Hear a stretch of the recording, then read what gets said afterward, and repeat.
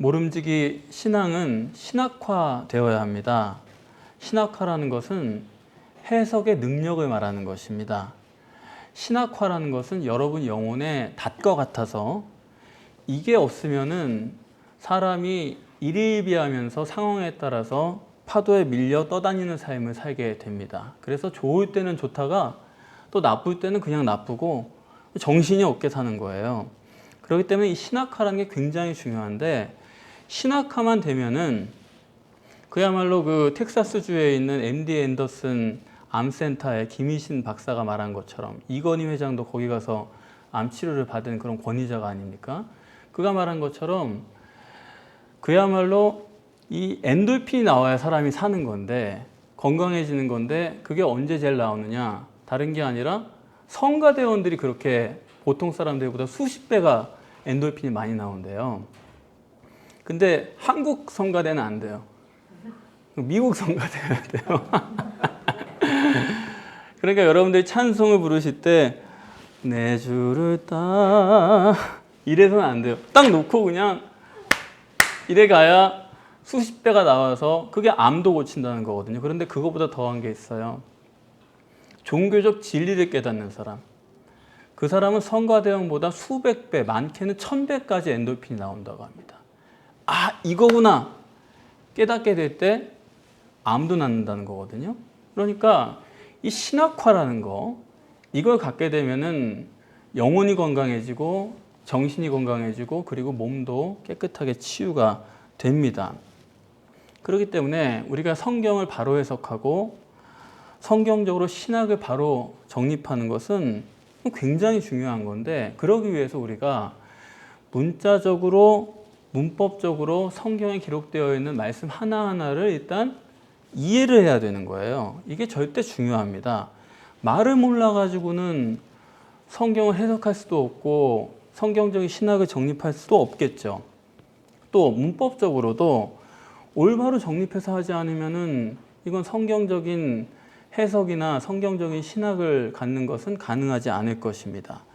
그러나 여러분들이 문자적으로 문법적으로 그리고 원어적으로 이 성경의 말씀을 정확히 아는 것은 절대로 중요하지만은, 그렇다고 해서 성경을 올바로 해석하거나 성경적인 신학을 정립할 수 있는 충분 조건이 되는 것은 아닙니다. 문자적으로 문법적으로 성경을 안다는 것은 필요해요. 그러나 그것 자체가 충분히 될 수 있는 조건은 아니다, 그런 말씀입니다. 만약에 이렇게 문자적으로나 문법적인 것으로 성경을 확실하게 알 수 있다 그러면은 구약을 히브리 사람들이 해석하지 못한다는 일은 있을 수가 없겠죠. 또 신약 성경을 그리스 사람들이 완전하게 해석할 수 없었다는 거, 이런 일은 가능하지가 않을 것입니다. 그렇기 때문에 성경을 바로 해석하고 성경적인 신학을 정립하는 데에는 이러한 필요 조건 외에도 다른 여러 가지 충분 조건을 갖추어야지만 그게 가능한 것입니다.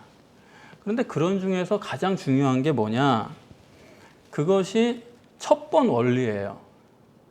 오늘 제가 제목을 첫 번 신학이라고 표현을 했는데, 그것은 어떤 것이든지 시작, 처음, 그리고 첫 단추, 그것이 중요한 거는, 지난번에도 제가 7일 창조 중에서 첫째 날이 가장 중요하다고 말씀을 드린 것처럼 시작이기 때문입니다. 그것은 성경을 해석하거나 정립하는 데 있어서 가장 기초요 기준일 수밖에 없습니다. 그래서 창세기가 중요한 것은 다른 여러 가지 요소가 있을 수 있겠지만은, 창세기는 구약 성경, 아니 성경 전체의 첫 번째 책입니다. 당연히 가장 중요합니다. 또 신약에 있어서도 복음서가 가장 중요한 것은 서신서보다 복음서가 중요해요. 그것은 복음서가 첫 번째 책이기 때문입니다. 그러니까 이 첫 번 신학을 정립하지 않고서는 성경을 성경적으로 해석하거나 성경적인 신학을 정립하는 것은 애초에 불가능하다. 그만큼 절대로 중요합니다. 제가 보면 여러 가지 요소 중에서 문법적으로 또 문자적으로 성경을 이해하는 것이 필요하지만 그건 당연한 거고, 그리고 가장 중요한 것은 바로 이 첫 번 신학이다, 그렇게 말씀을 드리겠습니다. 구약 성경을 쓴 지가 지금으로부터 3,500년이나 됐는데 아직도 구약 성경을 해석하는 게 건너 뛰어해요. 이건 모르겠다. 그러고 또 해석을 해도 앞뒤가 전혀 맞지 않는 어긋나는 그런 해석을 아직도 하고 있는 것은 제가 보기엔 그렇습니다. 이 첩본 신학을 정립하지 못한 부분이다. 사실 사람들이 첫 번째라는 것에 대해서 관심도 없어요. 그게 가장 중요한데. 그래서 그것 때문에 성경을 잘못 해석한다. 저는 단언하다시피 그렇게 말씀을 드립니다.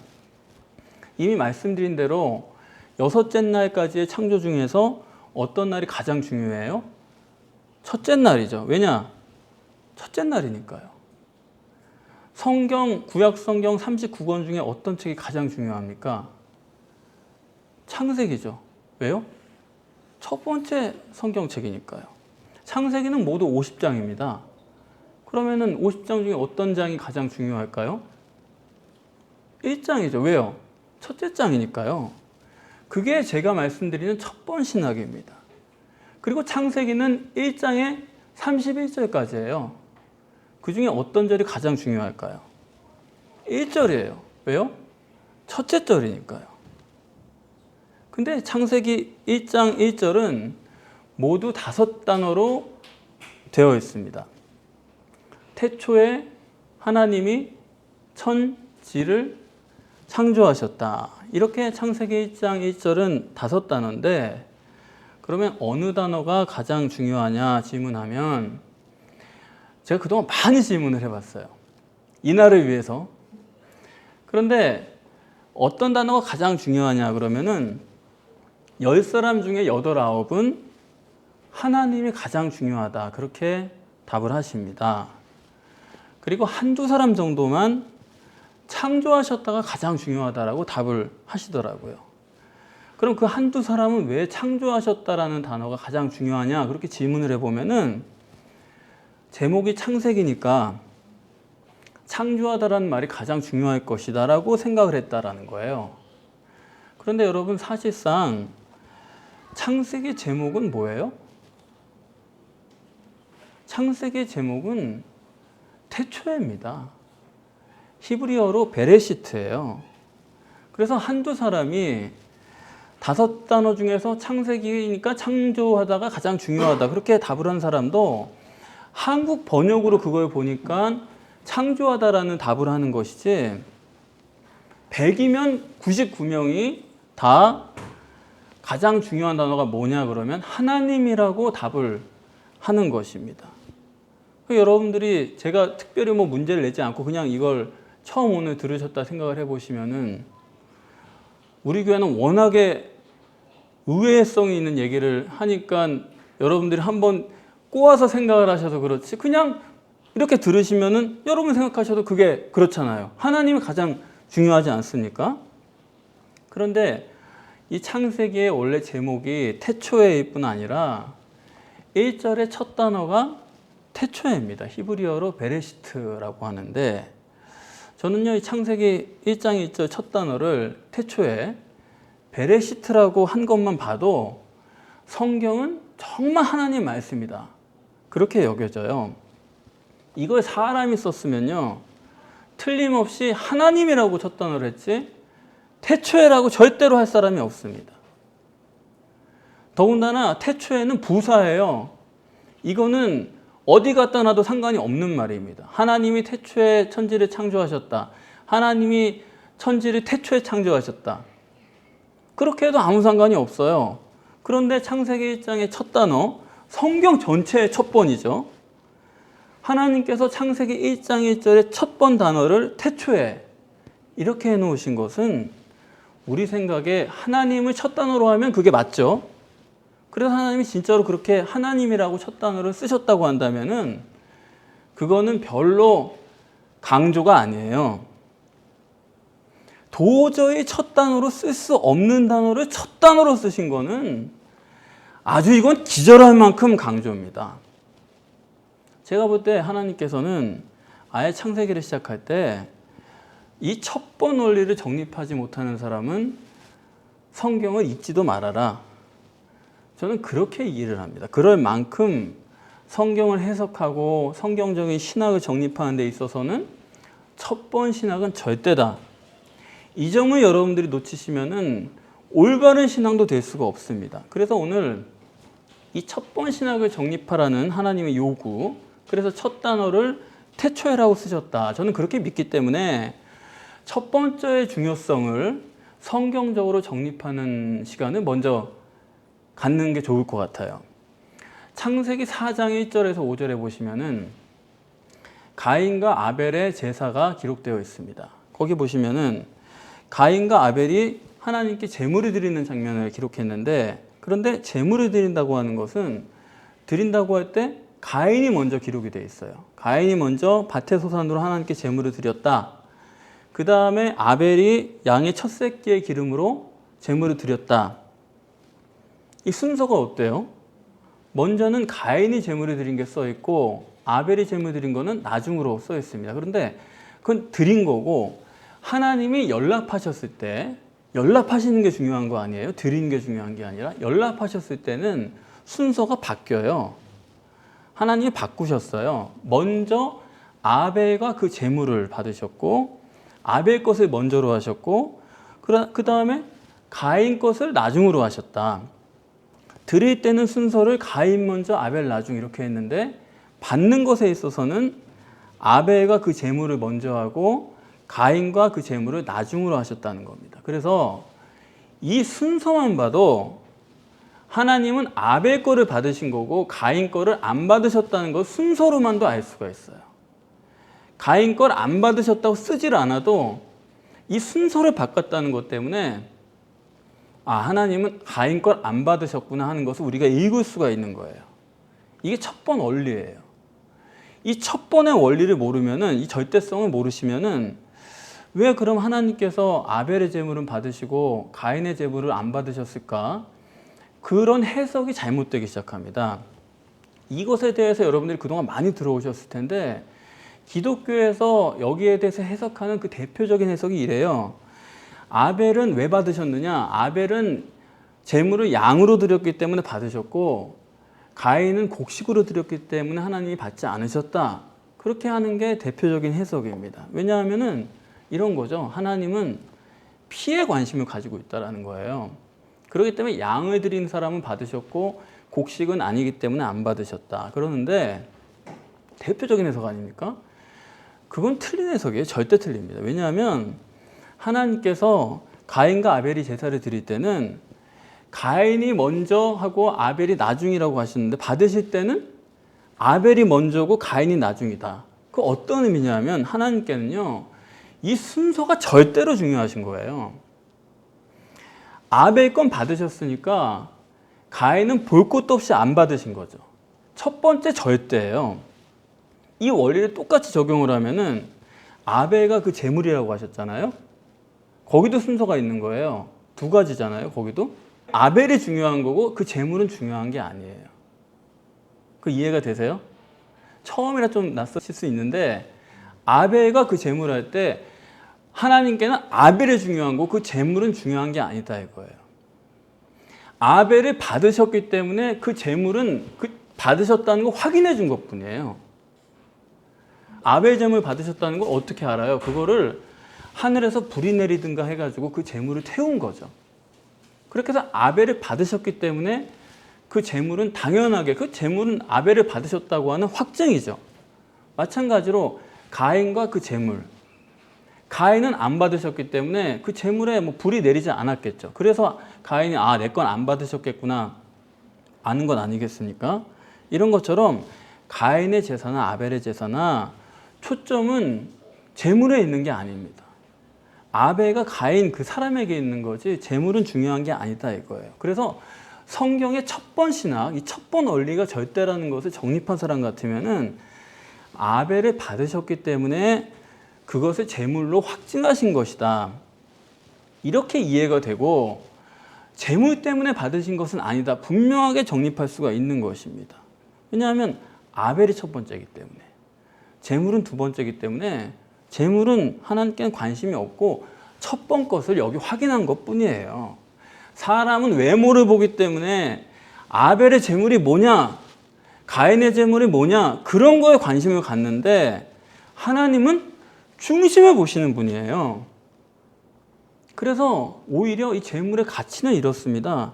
가인과 아벨이 재물을 드릴 때 그때는 아직 노아의 홍수 전이잖아요. 그때는 사람이 채식만 하고 육식을 할 때가 아니에요. 고기를 안 먹어요. 그렇기 때문에 지금 실제 드린 예물을 보면은 아벨의 재물보다 가인의 재물이 더 귀한 거예요. 왜요? 힘들게 농사 져가지고 거기서 풍족한 것도 아닌데 그 밭에서 얻은 걸 가지고 먹을 걸 가지고 제사를 드렸기 때문에 값어치가 높은 겁니다. 그런데 아벨은 양을 키워 드렸는데 도대체 아벨은 양을 왜 키운 거예요? 고기도 안 먹는데. 세 가지밖에 없을 거예요. 양젖, 양털, 양가죽. 이거를 얻으려고 양을 키운 거 아닙니까? 그런데 여기 보면은 하나님께 드린 걸로 보니까 양의 첫 새끼에 기름을 드렸다는 거예요. 그러면 그렇게 귀하게 쓰는 양젖이나 양털이나 가죽은 여기 없고 양 기름을 드렸다는 거예요. 이거는 하다못해 이거 쓸 수가 없는 겁니다. 이건 대접을 받을 수 없는 물건이에요. 극단적으로 말씀드리면은 사는 게 힘들었어요. 아벨도. 그거 갖다가 바꿔서 자기 식량하고 남은 게 없는 사람이에요. 근데 하나님께 드리긴 드려야 되겠으니까 내가 첫 양의 새끼 그 기름이라도 내가 남은 게 그거밖에 없는 사람이에요. 그렇지만 그 첫 거 드리겠다고는 그 마음 때문에 하나님께서 받으신 거지.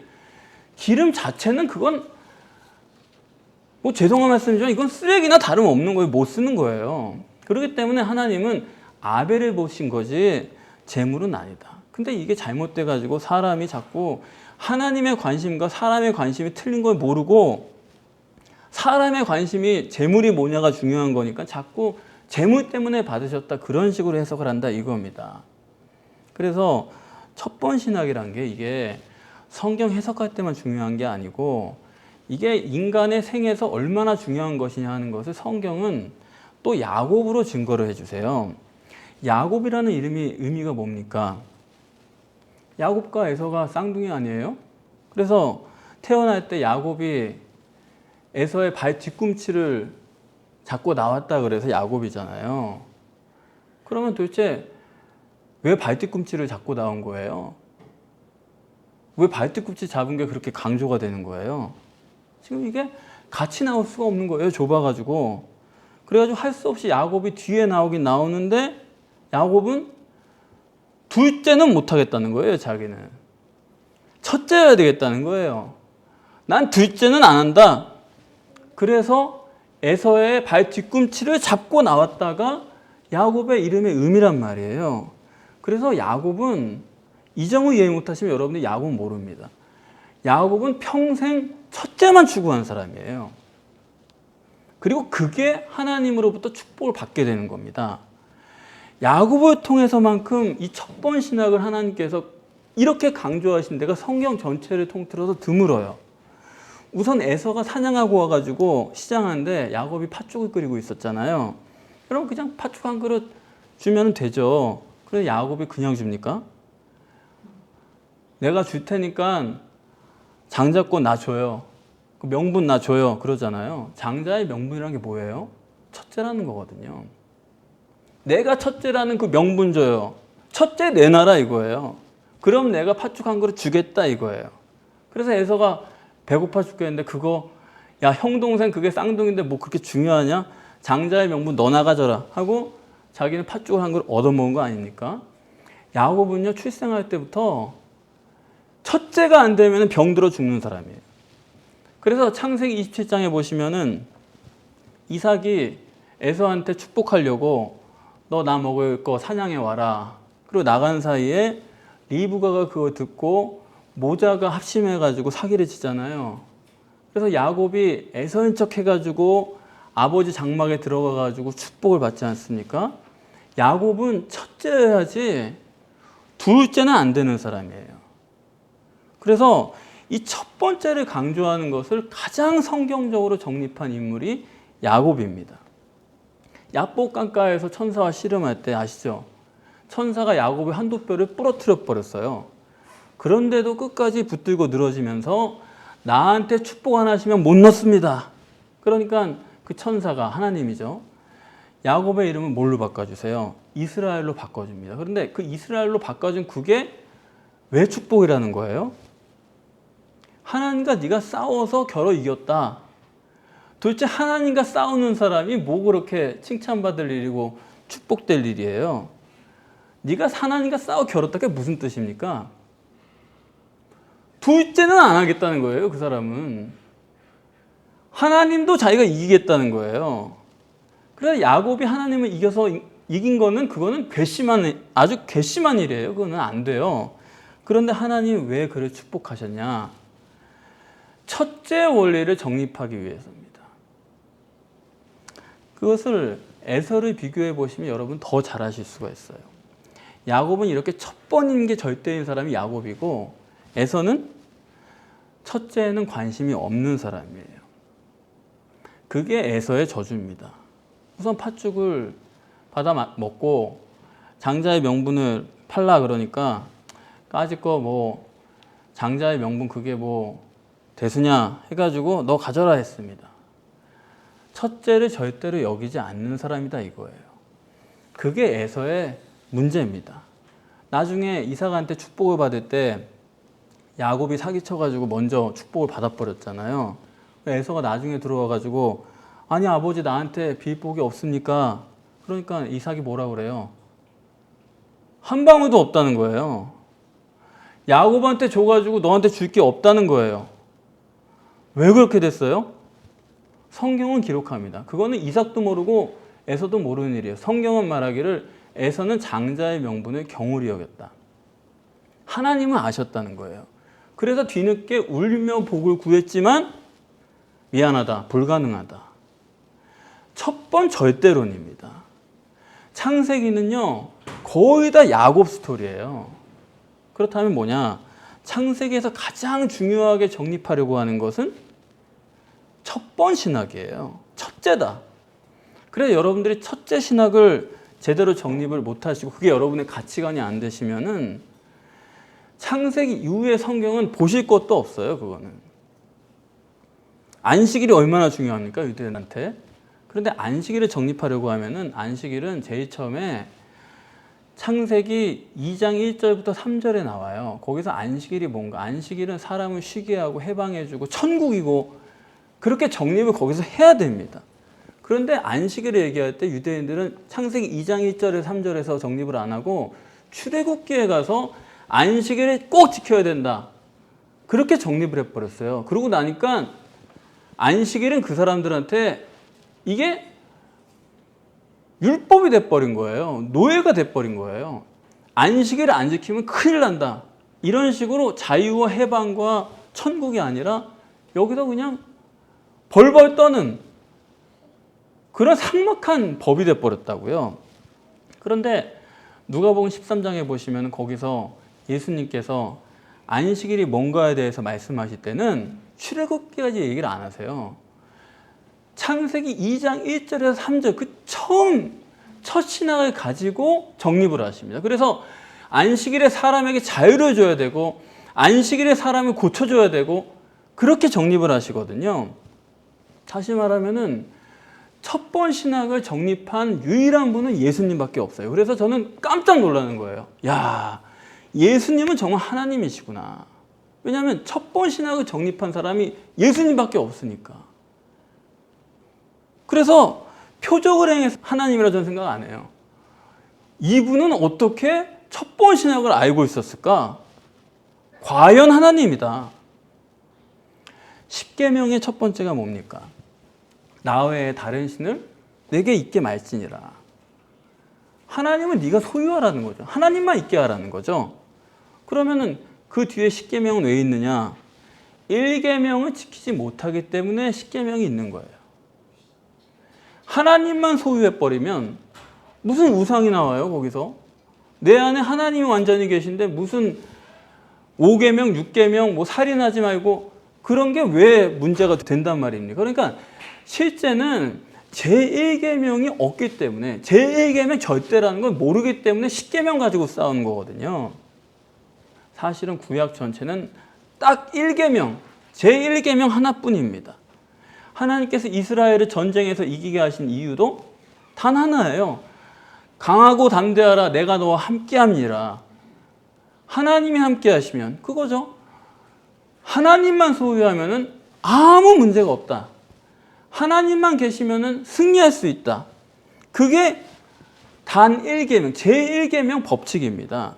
그래서 유대인들이 도대체 지금까지 어떻게 해왔는지 저는 뭐 유대인들을 다 조사하지 않았지만은 조사 안 해도 다 보여요. 그들이 제1계명을 정립을 못했기 때문에 10계명의 문제가 아니라 36,500가지 계명을 만든 것입니다. 수도 없이 만들어가지고 그걸 지키고 못 지키고 해가지고 싸웠다 이거예요. 구약 성경 전체가 단 하나의 계명인데, 하나뿐인데, 그러고 보면 구약에 쓰여진 지 3,500년 동안 예수님 빼고는 첫 번 신학을 정립한 사람이 성경에는 아무도 없는 거예요. 그렇게 말씀드려도 이 과언이 아닙니다. 이게 첫 번 신학이라는 게 얼마나 중요하냐면요. 이게 성경 해석 자체가 다 틀려져요. 뭐 시간이 좀 없습니다만은 마태복음 1장 1절에 보시면은 아브라함과 다윗의 자손 예수 그리스도의 세계라 이렇게 시작을 하잖아요. 근데 그건 번역이 잘못됐어요. 그 원어로 보시면은 아브라함과 다윗의 자손이 아니고 다윗과 아브라함의 자손 예수 그리스도의 세계예요. 아니 순서대로 보면은 아브라함이 먼저고 다윗이니까 당연히 아브라함과 다윗의 자손 예수 그리스도 하는 게 우리에게 자연스럽죠. 근데 성경은 그렇게 안 썼다 이거예요. 다윗과 아브라함의 자손이라고 거꾸로 썼단 말이에요.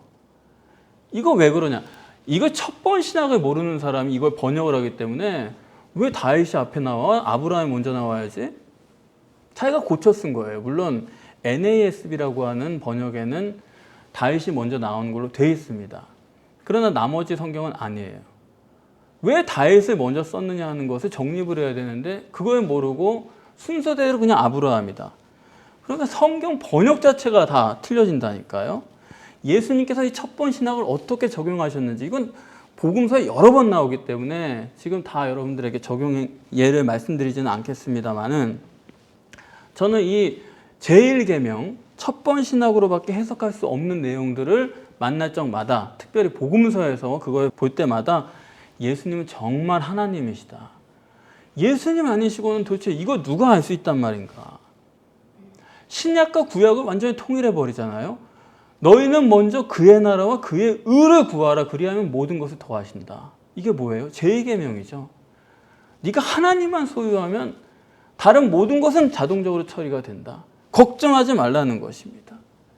이거를 예수님 말고 도대체 누가 정리를 했냔 말이에요. 아무도 그걸 모른다니까요. 그래서 이 제1계명, 첫째 절대를 모르는 사람은 굉장히 복잡하게 성경을 많이 아는 것 같아도 실제로는 모르는 거예요.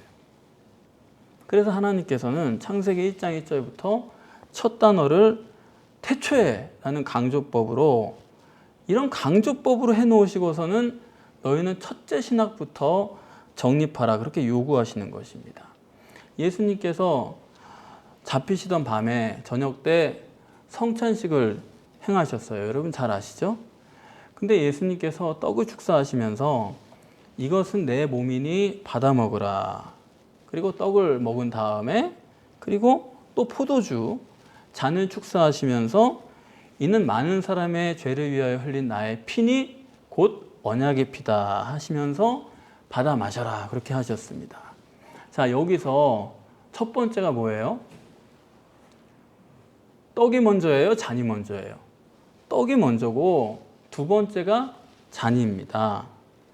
그래서 제가 지금까지 확인해 본 바로는 기독교가 마태, 마가, 누가, 요한은 요한복음 6장이죠. 그리고 고린도전서 11장 이게 다 성찬식에 관한 신학적인 정립인데 여기 모든 본문에 어디에도 떡이 먼저지 잔이 먼저로 나온 데는 없어요. 그렇지 않습니까? 항상 떡이 먼저고 잔이 나중이에요. 그래서 예수님께서 행하신 대로 어느 교회든지 떡을 먼저 하고 잔을 나중에 하는 건 다 합니다. 그런데 목사님이든 성도님들에게든 물어봐요. 왜 떡이 먼저고 잔이 나중이냐? 그렇게 물어보면 왜 떡이 먼저고 잔이 나중인지를 아예 생각을 안 해요. 그 의미는 고사하고 그 순서가 왜 그럴까? 그렇게 생각하는 사람도 난 한 사람도 못 봤습니다. 왜 떡을 먼저 하고 잔을 나중에 할까요? 예수님이 그렇게 하셨으니까요. 그렇게 대답을 해요. 여러분 깊이 생각해 보셔야 됩니다. 고린도전서 11장 28절에는 성경에 이렇게 기록을 합니다. 성찬식을 얘기할 때요. 주님의 떡과 주님의 잔을 합당치 않게 먹고 마시는 사람은 주님의 몸에 죄를 짓는 것이고 주님의 피에 죄를 짓는다는 것입니다. 합당하다는 것은 그 떡의 의미와 잔의 의미를 딱 맞게 해야 된다는 얘기죠. 그렇지 않습니까? 그렇지 않고 성찬식을 하면 어떻다고요? 주님의 몸의 죄를 범하는 거고 주님의 피의 죄를 범하는 거다. 고린도전서 11장 27절에서는 강력하게 경고를 하고 있어요. 그러면은 첫째 신학을 정립한 사람 같으면요. 뭐가 절대예요? 떡이 절대예요. 요한복음에서도 요한복음에 성찬식이 없고 그 대신 세족식이죠. 그러나 그 전에 요한복음 6장에서 들에서 예수님께서 성찬식을 행하시면서 그걸 자세하게 설명을 하십니다. 오병이어 표적을 행하신 다음에 6장 27절인가요? 거기서부터 50 몇 절까지 성찬식을 자세히 설명을 하시는데 거기 보면은 내가 하늘로 쏜 떡이다. 그렇게 말씀하면서 시작을 하세요. 떡으로 시작을 하세요. 그리고선 계속 내 살을 먹고 내 피를 마시는 자는 내 살을 먹고 내 피를 마시는 자는 그게 계속됩니다. 이 순서가 항상 떡이 먼저고 피가 나중이에요. 항상 살이 먼저 나오고 그 다음에 피를 얘기를 하십니다. 그러다가 그 50절 후반에 가면은 맨 나중에 가면 거기는 떡만 있고 내 살을 먹어야 된다. 그렇게 말씀하시고 거기서부터는 피가 없어요. 살만 남아 있어요. 예수님은요, 첫째 신학을 분명하게 정립하고 계신 분이기 때문에 예수님에게는 둘째는 의미가 없습니다. 둘째는 없는 거나 마찬가지예요. 그런데 성찬식을 하는 사람들은 어때요? 몸이 절대예요? 피가 절대예요? 성찬식을 행할 때 모든 교회에서 여지까지 떡이 중요해요? 피가 중요해요? 고린도전서 11장 27절에 따르면 그거는 절대로 큰일 날 일입니다. 어떤 분은 자기 교회는 매주 성찬식을 한다고 자랑을 해요. 그렇게 하는 게 성찬식이에요? 피를 절대해가지고 하는 게 그게 성찬식이냐고요. 여러분, 우리가 이 점을 깊이 생각을 해야 됩니다. 여러분, 이 점을 깊이 생각하게 하기 위해서 예수님은 성찬식을 그냥 하신 게 아니에요. 예수님께서 성찬식을 하시면서 뭐라고 말씀하셨냐면 이 유월절 잔치를 너희와 함께 먹기를 내가 원하고 원했다. 할 말이 있다라는 거예요. 그러면서 유월절 잔치를 시작을 하셨는데 그거 예수님께서는 유월절 잔치라고 안 그러잖아요. 유월절 잔치를 예수님은 성찬식이라는 걸로 바꿔놓으신 거예요. 그렇죠? 그러면 당연히 예수님의 성찬식의 첫째 신학을 우리가 알기 위해서는 유월절의 첫째 신학은 뭔가를 또 우리가 생각을 해봐야 돼요. 유월절에서는 뭐가 첫째냐? 유월절이라는 게 어떤 게 유월절입니까? 먼저 임방과 설주에 피를 바르잖아요. 유월절에서는 그게 절대예요. 피를 바른 후에 그 집에서 양을 잡았으니까 그 피를 바른 후에 그 고기를 가지고 집안에서 먹는단 말이에요. 구워 먹어요. 그래서 예수님으로 치면 성찬식으로 치면은 유월절에서는 어떤 게 먼저예요? 피가 잔이 먼저예요. 거기서는 유월절에서는. 그리고 안에서 고기 구워 먹는 거는 떡이죠. 그건 나중이 되는 것입니다. 그러면 유월절에서는 뭐가 절대예요? 유월절은 피가 절대예요. 임방과 설주에 피를 안 바르면은 집안에서 자기들끼리 양고기를 아무리 구워 먹어도 그건 소용이 없는 거예요. 죽음의 사자가 와가지고 피를 발랐느냐 안 발랐느냐 보고 안 발랐으면 그 집에 들어가서 장자, 사람이든 짐승이든 그 집의 장자를 다 죽이는 건데 피가 안 발라져 있으면 죽는 거기 때문에 피가 절대란 얘기예요. 그런데 예수님의 성찬식은 그건 잔이죠. 거기서는 피는. 예수님이 이거를 순서로 뒤바꿔 놓으신 거예요. 원하고 원했다는 거예요. 그럼 먼저 예수님은 뭐예요? 주님은 떡인 몸이 먼저예요. 그런데 유월절에서는 잔이 절대고 떡이 양은 먹어도 그만 안 먹어도 그만이에요. 그럼 누가 신경 써요? 그렇지 않습니까? 그런데 반대로 성찬식에서는 그 말대로는 자는요 안 해도 그만인 게 성찬식이에요. 그 원리로 뭐가 절대냐? 떡이 절대예요.